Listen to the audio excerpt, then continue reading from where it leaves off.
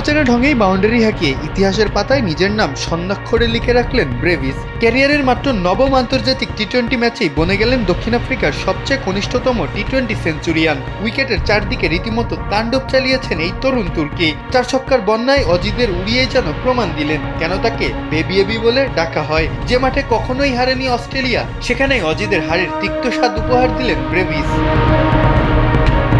উইকেটে এসেছিলেন দলের বিপদে হাল ধরতে, তবে চিরচারিত ক্রিকেট নয়, বেছে নিয়েছেন স্বভাবজাত আক্রমণাত্মক ব্যাটিং। সেঞ্চুরি তুলতে খেলেছেন মাত্র 41 বল, বনে গেছেন দক্ষিণ আফ্রিকার দ্বিতীয় দ্রুততম সেঞ্চুরিয়ান, যার মধ্যে ছিল 9 4 আর 8 ছক্কার মার। এই সেঞ্চুরিতেই আরো অনেক রেকর্ড নিজের নামে করে নিলেন এই তরুণ। ওয়ালটন এখন দেশের সীমানা পেরিয়ে পৌঁছে গিয়েছে 50টিরও বেশি দেশে।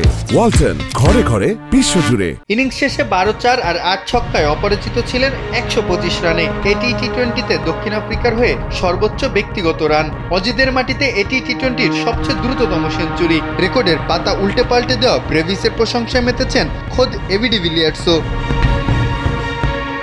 এবছর আইপিএলে বদলি খেলোয়াড় হিসেবেই দলে জায়গা পেয়েছিলেন ব্রেভিস। এরপরেই দুর্দান্ত খেলে আলোড়ন তুলেছিলেন ব্রেভিস, জিতেছিলেন এসএ টি-20 কাপও। ডিভিলিয়ার্সের মতে তাকে দলে ফেরানোর সোনালী সুযোগ হেলায় হারিয়েছে আইপিএলের দলগুলো। চেন্নাই হয়তো অনেক লাকি, না হলে এটা তাদের দুর্দান্ত পরিকল্পনা ছিল।